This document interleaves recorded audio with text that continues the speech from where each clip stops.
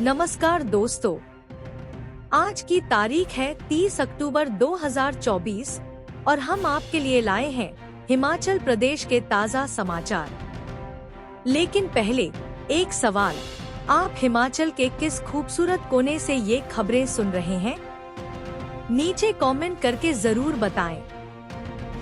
अब थोड़ी सी गंभीरता के साथ, अगर आप हिमाचल के विकास, पर्यटन और सामाजिक क्षेत्र की हर छोटी बड़ी खबर से अपडेट रहना चाहते हैं, तो हमारे चैनल को सब्सक्राइब करें। जी हाँ, फटाफट सब्सक्राइब का बटन दबाएं और हमारे साथ जुड़े। और हाँ, अपडेट्स के लिए हमें फॉलो करना मत भूलिए। खबरें ताज़ा हो या मजेदार, हम हैं आपके साथ हर कदम। समाचार नंबर 1, बनखंडी में स्थापित होगा भारत का पहला IGBC प्रमाणित चिड़ियाघर, CZA से मिली मंजूरी। मुख्यमंत्री सुखविंदर सिंह सुक्खू ने कहा कि कांगड़ा जिले के देहरा विधानसभा क्षेत्र में बनखंडी में बनने वाला दुर्गेश अरण्य प्राणी उद्यान भारत का पहला चिड़ियाघर होगा, जिसे सतत और पर्यावरण अनुकूल नवाचार के लिए Indian green building council IGBC से प्रमाणन प्राप्त होगा। इस परियोजना को आधिकारिक तौर पर IGBC के साथ पंजीकृत किया गया है।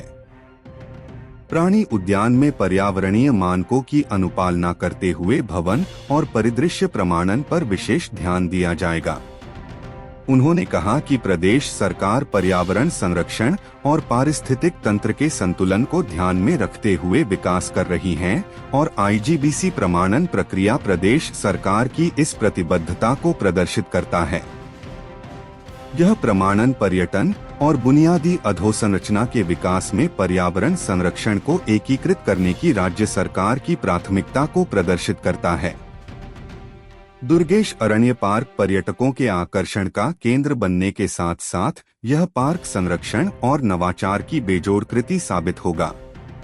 CM सुक्खू ने कहा कि दुर्गेश अरण्य प्राणी उद्यान परियोजना का पहला चरण लगभग 230 करोड़ रुपए की लागत से 25 हेक्टेयर भूमि में स्थापित किया जा रहा है, जिसके वर्ष 2025 की तीसरी तिमाही तक पूरा होने की संभावना है। उन्होंने कहा कि 619 करोड़ रुपए के लागत से निर्मित होने वाला प्राणी उद्यान पर्यटकों के साथ साथ स्थानीय लोगों के आकर्षण का मुख्य केंद्र बनेगा और इससे क्षेत्र में पर्यटन गतिविधियों को बढ़ावा मिलेगा। पहले चरण के अंतर्गत जैव विविधता सुनिश्चित करते हुए 34 पशुओं के बेड़े बनाए जाएंगे, जिसके लिए प्रदेश सरकार को केंद्रीय चिड़ियाघर प्राधिकरण CZA से स्वीकृति प्राप्त हुई है। इसके तहत एशियाई शेर, हॉग डियर, मॉनिटर छिपकली, मगरमच्छ, घड़ियाल और विभिन्न पक्षियों की प्रजातियों सहित 73 प्रजातियों को प्रदर्शित किया जाएगा। चिड़ियाघर में एक नॉक्टर्नल हाउस बनाया जाएगा, जिसमें बिल्लियों की प्रजातियों को प्रदर्शित किया जाएगा।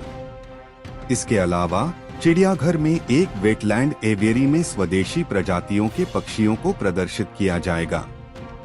मुख्यमंत्री ने कहा कि जिला कांगड़ा में स्थापित हो रहे दुर्गेश अरण्य प्राणी उद्यान से क्षेत्र में पर्यटन को नए पंख लगेंगे और युवाओं के लिए रोजगार और स्वरोजगार के अवसर उपलब्ध होंगे, जिससे स्थानीय अर्थव्यवस्था मजबूत होगी। जिला कांगड़ा की अद्वितीय सुंदरता और प्रदेश सरकार द्वारा स्थापित की जा रही पर्यावरणीय अनुकूल अधोसंरचना से कांगड़ा जिला पर्यटन का प्रमुख केंद्र बनकर उभर रहा है। यह नवीन प्रयास राज्य सरकार की इको टूरिज्म और सतत विकास को बढ़ावा देने की प्रतिबद्धता को प्रदर्शित करता है, जिससे कांगड़ा राज्य की पर्यटन राजधानी के रूप में स्थापित हो रहा है। समाचार नंबर 2, पौंग किनारे किस नेता के इशारे पर खेती, जब्त होंगे ट्रैक्टर, वन विभाग पर भी एक्शन की तैयारी। पौंग किनारे खाली पड़ी वन्य प्राणी विभाग की जमीन पर प्रतिबंध के बाद भी साधन संपन्न लोगों द्वारा हल चलाना शुरू कर दिया है। झील किनारे खेती को लेकर क्षेत्र की पंचायतों में भारी रोष है। लोगों ने कहा कि यह सब राजनेता के इशारे पर किया जा रहा है, जिसको सहन नहीं किया जाएगा। लोगों ने कहा कि अगर जमीन का क्लेम हो चुका है तो फिर साधन संपन्न लोग खेती किस हक से कर रहे हैं? वन्य प्राणी विभाग क्यों खामोश है? साधन संपन्न परिवारों में किसी भी कार्रवाई का कोई डर नहीं है। लोगों ने कहा कि अगर वन्य प्राणी विभाग ने खेती करवाना बंद न किया तो विभाग के खिलाफ एक्शन लिया जाएगा। इस बारे में आरओ नगरोटा सूर्या कमल किशोर का कहना है कि झील किनारे खेती करना प्रतिबंधित है तथा किसी को भी खेती नहीं करने दी जाएगी। अगर कोई हल चलाता पाया गया तो ट्रैक्टर का चालान किया जाएगा। समाचार number 4। HRTC special buses. Chandigarh Delhi Baddi को दौड़ी एचआरटीसी की स्पेशल बसें। एचआरटीसी ने दीपावली के मौके पर विशेष बसों का संचालन शुरू कर दिया है। मंगलवार से चरणबद्ध तरीके से निगम की विशेष बसें दिल्ली व चंडीगढ़ के लिए प्रदेश के अलग अलग क्षेत्रों से चली हैं। इनमें अधिकांश बसों की ऑनलाइन बुकिंग हो चुकी थी और लगभग सभी बसें फुल थी। अलग अलग डिपोओं से इन बसों को चलाया गया है, जो यात्रियों को दीपावली के बाद 2 से 4 नवंबर तक वापस भी लाएंगी। मंगलवार को अलग अलग डिपो से कई बसें दूसरे राज्यों के लिए गई हैं। इनमें ज्यादातर बसें बुधवार को जाएंगी। लोगों को घरों को भेजने के अलावा उनकी वापसी के लिए भी यही बसें तय समय पर चलेंगी और वापस लोगों को लेकर आएंगी। हिमाचल प्रदेश में आने वाले लोगों को भी इन बसों से सुविधा मिलेगी, क्योंकि यह दिल्ली व चंडीगढ़ से अलग अलग समय पर चलेंगी, जो कि रूटीन की बसों से अलग होगी। फिलहाल यात्रियों की सुविधा के लिए बसों का संचालन 29 व 30 अक्टूबर को किया जा रहा है। राजधानी से लोगों को घर लाएंगी 60 बसें। 30 अक्टूबर को दिल्ली को एचआरटीसी की 60 स्पेशल बसें चलेगी।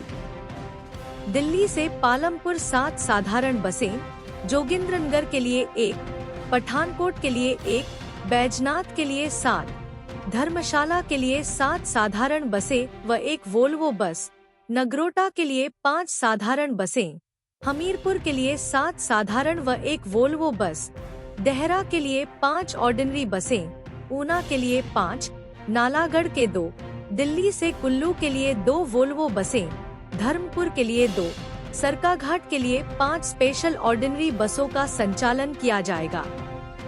दिल्ली से प्रदेश के लिए 54 ऑर्डिनरी बसें और 6 वोल्वो बस का संचालन किया जाएगा। 29 तारीख मंगलवार को जो बसें एचआरटीसी की चली हैं, वो 70 बसें बताई जाती हैं। चंडीगढ़ बस स्टैंड से सभी जिलों को बसें। बुधवार को चंडीगढ़ से विभिन्न जिलों के लिए भी चलाई गई हैं। चंबा से 2, धर्मशाला से 2, बैजनाथ से 2, पालमपुर से 2, नगरोटा बगवा 2, देहरा 2, हमीरपुर 2, ऊना के लिए 3, कुल्लू के लिए 2, मंडी 2, सुंदरनगर 2, सरकाघाट 2, पठानकोट के लिए 2 बसें चली हैं। इसी तरह 30 अक्टूबर को चंबा के लिए 2, धर्मशाला के लिए 3, बैजनाथ के लिए 3, पालमपुर के लिए 3, नगरोटा बगवा 3, देहरा 3, हमीरपुर 3, ऊना के लिए 4, कुल्लू के लिए 2, मंडी के लिए 3, सुंदरनगर 3, सरकाघाट 3, बिलासपुर के लिए 4 और पठानकोट के लिए 2 बसों का संचालन किया जाएगा। बद्दी से 25 स्पेशल बसें। बद्दी से निगम 25 स्पेशल बसें विभिन्न जिलों व डिपोओं के लिए चला रहा है।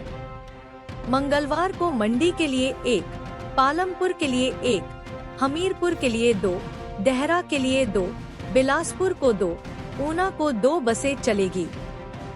इसके अतिरिक्त 30 अक्टूबर को मंडी के लिए 1, चंबा के लिए 1, धर्मशाला 1, पालमपुर 1, देहरा 1, बिलासपुर 1, ऊना 3, नगरोटा 1, बैजनाथ 1, सरकाघाट 1, जोगिंद्रनगर 1 और धर्मपुर के लिए 1 स्पेशल बस चली। अभी दीपावली के बाद इन बसों का क्या समय रहेगा और किन रूटों पर यह बसें चलेंगी, इसे पहली तारीख को तय किया जाएगा। इसके बाद 2 व 3 नवंबर से बसों को भेज दिया जाएगा। समाचार नंबर 3। दिवाली से ठीक एक दिन पहले शराब तस्करी का भंडाफोड़, ऐसे मिली कामयाबी। जिला पुलिस नूरपुर द्वारा नशे के खिलाफ चलाए गए अभियान में पुलिस ने फतेहपुर में शराब की 64 पेटी पकड़े में सफलता हासिल की है।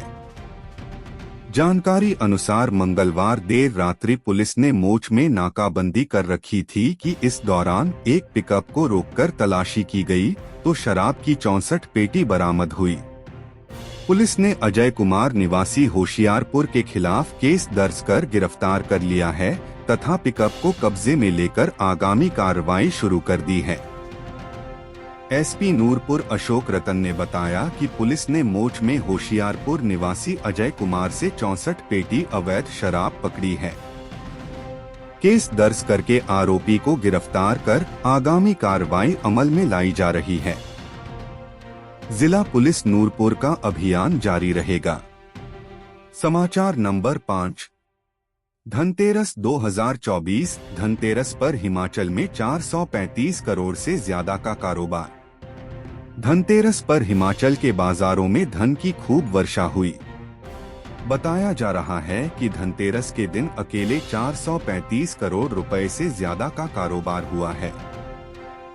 शादियों के दिन धनतेरस आने से लोग इस दिन का लाभ उठाने के लिए इंतजार कर रहे थे। ऐसे में धनतेरस पर शादियों के लिए भी लोगों ने खूब खरीदारी की। गाड़ियों के साथ आभूषण की जमकर खरीदारी हुई। इसके लिए कपड़ों और बर्तनों की दुकानों में भी दिन भर भीड़ लगी रही। किराने की दुकानों में धनतेरस के दिन खरीद के लिए शुभ मानी जाने वाली वस्तुओं की भीड़ लगी रही। झाड़ू, हल्दी और नमक के अलावा अन्य घरेलू सामान के लोगों ने जमकर खरीदा। लोगों का मानना है कि धनतेरस के दिन बर्तन और आभूषण खरीदना शुभ होता है, इसलिए हर साल इस दिन खरीदारी करना उनकी परंपरा बन चुकी है। बर्तन विक्रेताओं राम कुमार, दिनेश, प्रभात, सोमनाथ व दिनेश ने बताया कि सुबह से ही ग्राहक धनतेरस पर बर्तनों की खरीदारी के लिए पहुंच रहे थे। जो लोग आभूषण नहीं खरीदते वे बर्तन जरूर खरीदते हैं। धनतेरस पर धातु से बनी वस्तुएं खरीदना विशेष रूप से शुभ माना जाता है। हालांकि इस साल ऑनलाइन खरीदारी की प्रवृत्ति भी बढ़ी है, जिस कारण पारंपरिक दुकानदारों को कुछ नुकसान का सामना करना पड़ रहा है। धनतेरस का पर्व हिंदू धर्म के अनुयायियों द्वारा बड़े हर्षोल्लास के साथ मनाया जाता है, जो पुरानी परंपराओं को बनाए रखने में महत्वपूर्ण भूमिका निभाता है। आभूषण कारोबारियों में गोपाल कृष्ण वैद, संजीव, महेंद्र चंद्र व लोगनीश सेठ ने बताया कि धनतेरस पर प्रदेश में सोने चांदी का खूब कारोबार हुआ है। उन्होंने बताया कि पिछले वर्ष के मुकाबले इस वर्ष 3 गुना कारोबार हुआ है।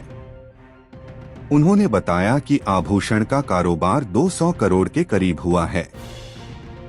लोगों ने ऑनलाइन माध्यम से भी की शॉपिंग। हिमाचल के बाजारों में जहां जमकर लोगों ने धनतेरस पर खरीदारी की, तो वहीं दूसरी ओर से ऑनलाइन भी खूब खरीदारी हुई। धनतेरस पर ऑनलाइन शॉपिंग वेबसाइट्स ने छूट के साथ तरह तरह के ऑफर लोगों को रिझाने के लिए रखे हुए थे। ऐसे में लोगों ने उन अवसरों का फायदा उठाने लिए ऑनलाइन शॉपिंग का भी खूब फायदा उठाया। समाचार नंबर 6। नालागढ़ में देश की पहली फर्मेंटेशन यूनिट। पीएम मोदी ने वर्चुअली किया 460 करोड़ के प्रोजेक्ट का शुभारंभ। प्रधानमंत्री नरेंद्र मोदी ने मंगलवार को औद्योगिक क्षेत्र नालागढ़ के प्लासड़ा में स्थापित देश के पहले फर्मेंटेशन यूनिट किनवन प्राइवेट लिमिटेड का वर्चुअली उद्घाटन किया। हिमाचल में एंटीबायोटिक दवाओं के लिए कच्चे माल एपीआई का विधिवत उत्पादन भी शुरू हो गया है। प्रथम चरण में 460 करोड़ रुपए के निवेश से स्थापित यह इकाई कई एंटीबायोटिक दवाओं के उत्पादन में इस्तेमाल होने वाले प्रमुख एपीआई का निर्माण करते हुए घरेलू बाजार की लगभग 60% मांग को पूरा करेगी। यह इकाई सालाना 400 टन पोटेशियम क्लेवुलिनेट एपीआई का उत्पादन करेगी। इसकी घरेलू मांग प्रति वर्ष 700 टन आकी गई है। इस यूनिट में प्रत्यक्ष अप्रत्यक्ष तौर पर 1000 लोगों को रोजगार मिलेगा।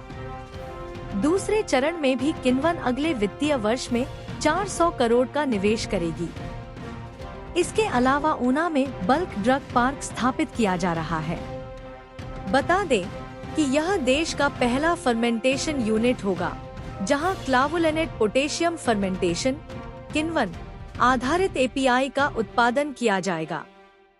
हिमाचल समेत देश भर के तमाम दवा उद्योगों को एंटीबायोटिक दवाओं में इस्तेमाल होने वाले एपीआई खासकर क्लावुलेनेट पोटेशियम के लिए चीन व कोरिया पर निर्भर रहना पड़ता है, लेकिन इस यूनिट में उत्पादन शुरू होने के उपरांत कच्चे माल के लिए चीन व कोरिया पर निर्भरता काफी कम हो जाएगी।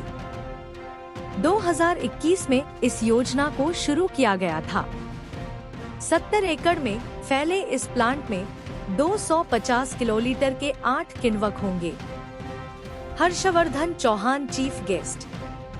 बल्क ड्रग यूनिट के वर्चुअली उद्घाटन अवसर पर उद्योग मंत्री हर्षवर्धन चौहान ने बतौर मुख्यातिथि शिरकत की, जबकि भाजपा प्रदेशाध्यक्ष डा राजीव बिंदल, सांसद सुरेश कश्यप, हर्ष महाजन सहित अन्य गणमान्य उपस्थित रहे। चीन से मंगवाना पड़ता है 80% कच्चा माल। एशिया के फार्मा हब के तौर पर उभरे हिमाचल प्रदेश में सालाना 45,000 करोड़ से ज्यादा की दवाइयां बनाई जा रही हैं, जिसमें से 15,000 करोड़ की दवाइयों का निर्यात किया जा रहा है। हिमाचल में देश के 1/3 दवा निर्माताओं सहित करीब 200 से ज्यादा निर्यात उन्मुख इकाइयां स्थापित है। दवाओं के निर्माण में काम आने वाले raw material active pharmaceutical ingredients के मामले में यह उतना आगे नहीं बढ़ सका है। 80% एपीआई के लिए दवा उद्योगों को चीन पर निर्भर रहना पड़ रहा है। केंद्र सरकार बल्क ड्रग्स के मामले में चीन के वर्चस्व को तोड़ने की कवायद में है। घरेलू बाजार की 60% मांग पूरी हो जाएगी। किण्वन प्राइवेट लिमिटेड के चेयरमैन एस खिलारी, निदेशक देवांग अजमेरा ने बताया कि उद्घाटन के साथ ही क्लावुलेनेट पोटेशियम का व्यावसायिक उत्पादन शुरू कर दिया गया है। उन्होंने बताया कि देश में क्लावुलेनेट पोटेशियम का बड़े पैमाने पर उत्पादन से जहां भारत की चीन व कोरिया पर निर्भरता कम होगी, वहीं स्थानीय दवा निर्माताओं को यह उत्पाद किफायती दरों पर भी सुलभ होगा। इससे घरेलू बाजार की 60% मांग पूरी हो सकेगी। समाचार नंबर 7। हिमाचल किसान न्यूज। किसानों से मक्की खरीदकर डिपुओं में आटा बेचेगी सरकार। मुख्यमंत्री सुखविंदर सिंह सुक्खू ने अपने बजट में किसानों से प्राकृतिक खेती के माध्यम से तैयार मक्की की खरीद करने का ऐलान किया था, जिस पर कृषि विभाग ने मक्की की खरीद शुरू कर दी है। अहम बात है कि किसानों से मक्की की खरीद के बाद अब सरकार मक्की का आटा भी बेचेगी और यह आटा सरकारी डिपुओं में बेचा जाएगा। 5 किलो व 10 किलो की पैकिंग में आटा दिया जाएगा, जो कि सर्टिफाइड होगा। मुख्यमंत्री सुक्खू जल्दी ही इस योजना को लॉन्च करने जा रहे हैं और इसकी शुरुआत देहरा से की जाएगी। सूत्रों के अनुसार मुख्यमंत्री से इसके लिए विशेष कार्यक्रम का आयोजन करने पर समय मांगा गया है, मगर अभी तक समय नहीं मिला। मगर यह तय है कि देहरा से इस योजना को लॉन्च किया जाएगा, जिसकी तैयारी अधिकारियों ने कर ली है। प्राकृतिक खेती करने वाले किसानों से मक्की की खरीद चल रही है। इसके तहत अभी तक 100.85 मीट्रिक टन मक्की की खरीद की जा चुकी है। बिलासपुर जिला से कृषि विभाग के प्राकृतिक खेती विंग को 11.29 मीट्रिक टन मक्की अभी तक पहुंची है। हमीरपुर से 5.32 मीट्रिक टन, कांगड़ा से 33.30 मीट्रिक टन, मंडी से 7.40 मीट्रिक टन, सिरमौर से 20.17 मीट्रिक टन, सोलन से 13.92 मीट्रिक टन और ऊना से 9.45 मीट्रिक टन मक्की खरीदी जा चुकी है। अधिकारियों की माने तो विभाग का लक्ष्य 500 मीट्रिक टन मक्की की खरीद का है, मगर उम्मीद है कि 1000 मीट्रिक टन तक इसकी खरीद जा सकती है। सरकार ने बजट में कि किसानों को 30 रुपए प्रति किलो का भाव देने का ऐलान कर रखा है, जो कि बाजार से 2 गुना है। बाजार में किसानों से 15 रुपए किलो के हिसाब से मक्की खरीदी जाती है, जबकि सरकार ज्यादा पैसा दे रही है। नौणी यूनिवर्सिटी में मक्की की चेकिंग। बताया जाता है खरीदी गई मक्की की टेस्टिंग नौणी विश्वविद्यालय की क्रॉप लैब में की जा रही है। यहाँ पर मक्की की पूरी टेस्टिंग के बाद देखा जाएगा कि उसमें केमिकल न हो, क्योंकि पूरी तरह से ऑर्गेनिक मक्की ही ली जाएगी। यदि उसमें थोड़ा सा भी केमिकल मिलता है तो उसे वापस कर दिया जाएगा। 15 फ्लोर मील मक्की पीसने को तैयार। प्राकृतिक खेती विंग के तहत सरकार ने यहां पर आटा पीसने वाली फ्लोर मिलों से भी बात कर ली है। 15 फ्लोर मिलें इस मक्की का आटा पीसने को तैयार हो चुकी हैं, जिनके साथ पूरी बातचीत हो गई है।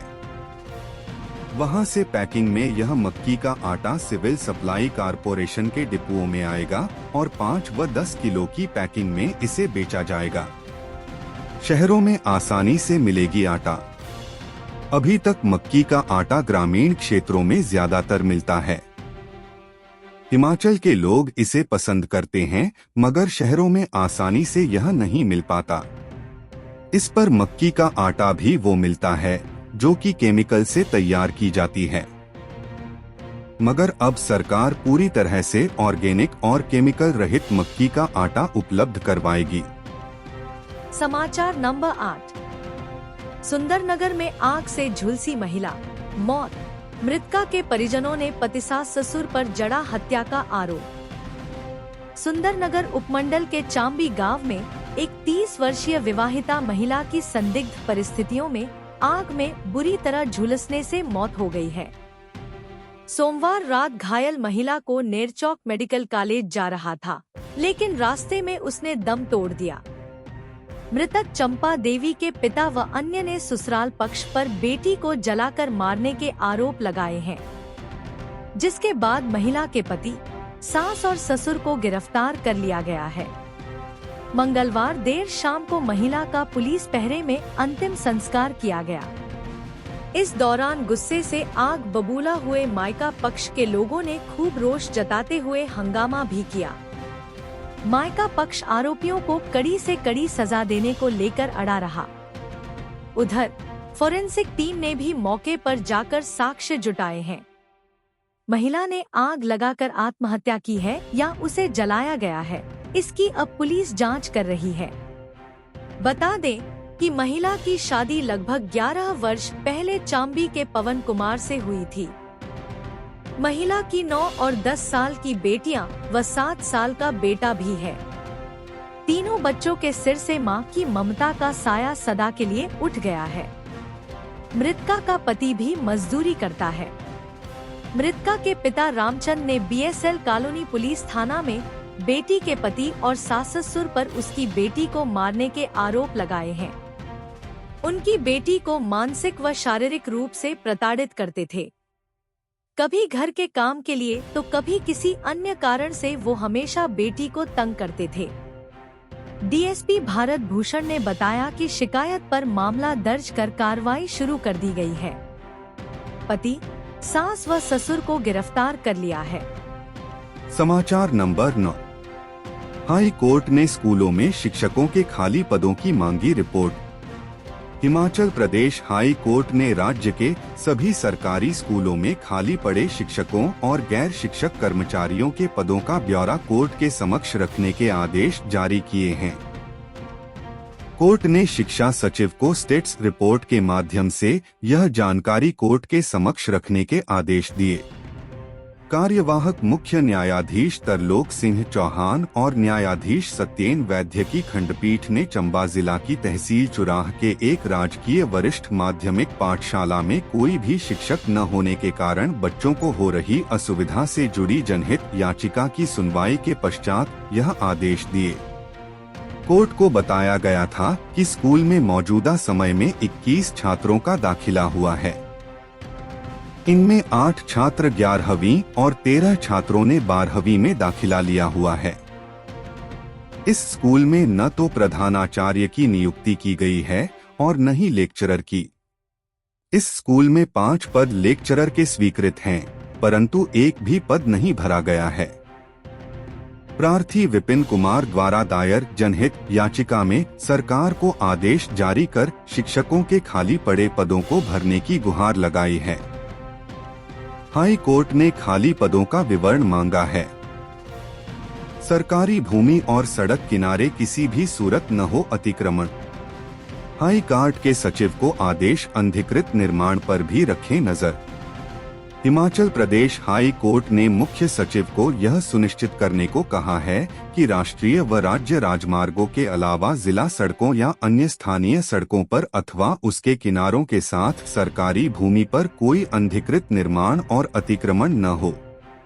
न्यायाधीश विवेक सिंह ठाकुर व न्यायाधीश राकेश कैंथला की खंडपीठ ने जनहित याचिका का निपटारा करते हुए यह आदेश जारी किए।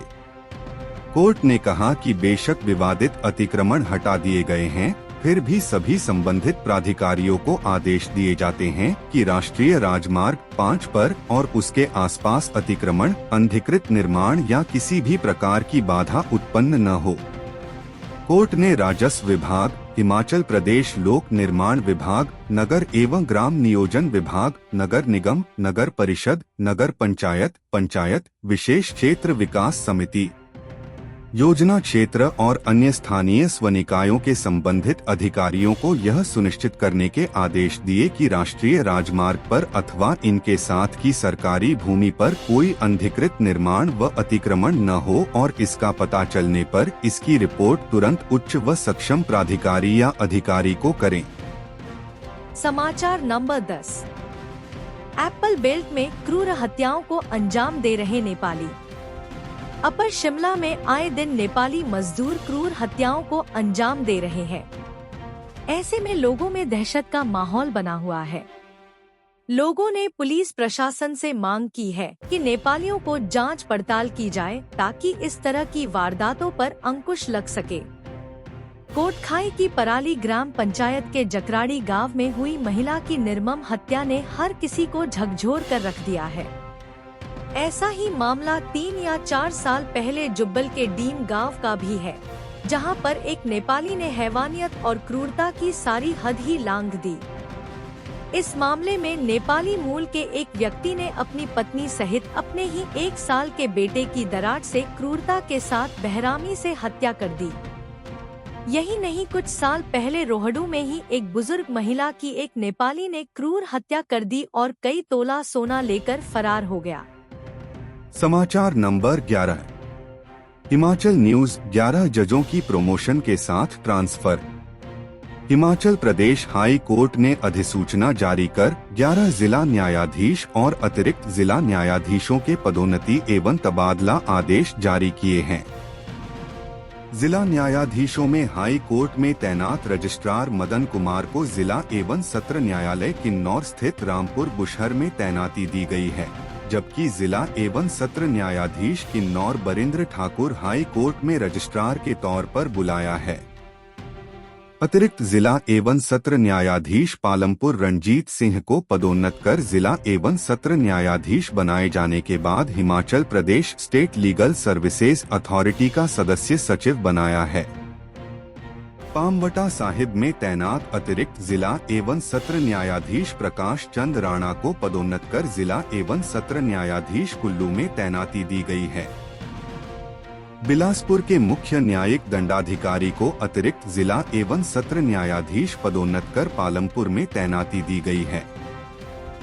अतिरिक्त जिला एवं सत्र न्यायाधीश फास्ट ट्रैक कोर्ट पोक्सो जिला मंडी शीतल शर्मा का तबादला कर अतिरिक्त जिला एवं सत्र न्यायाधीश कोर्ट कांगड़ा स्थित धर्मशाला, अतिरिक्त जिला एवं सत्र न्यायाधीश फास्ट ट्रैक कोर्ट पोक्सो जिला सोलन विवेक खनाल को अतिरिक्त जिला एवं सत्र न्यायाधीश कोर्ट सोलन, अतिरिक्त जिला एवं सत्र न्यायाधीश फास्ट ट्रैक कोर्ट पोक्सो जिला किन्नौर को अतिरिक्त जिला एवं सत्र न्यायाधीश कोर्ट मंडी, अतिरिक्त जिला एवं सत्र न्यायाधीश फास्ट ट्रैक कोर्ट पोक्सो जिला कांगड़ा को अतिरिक्त जिला एवं सत्र न्यायाधीश कोर्ट कांगड़ा में तैनाती दी गई है। राज्य सरकार में विशेष विधि सचिव गुरमीत कौर को पदोन्नत कर अतिरिक्त जिला एवं सत्र न्यायाधीश बनाने के पश्चात इन्हें इसी पद पर जारी रखा गया है। मुख्य न्यायिक दंडाधिकारी ऊना कपिल शर्मा को पदोन्नत कर अतिरिक्त जिला एवं सत्र न्यायाधीश पांवटा साहिब भेजा गया है। हम अपने राज्य के विकास में योगदान देने में गर्व महसूस करते हैं और हमें उम्मीद है आने वाले दिनों में हमें और भी अच्छी खबरें मिलेंगी। इन खबरों को अधिक लोगों तक पहुंचने के लिए कृपया हमारा कंटेंट शेयर करें, साथ ही हमारे चैनल को सब्सक्राइब करें और अपडेट के लिए हमें फॉलो करें। अपने विचारों को कमेंट में शेयर करना ना भूलें। आपका सहयोग हमें और भी बेहतर काम करने में मदद करेगा। धन्यवाद।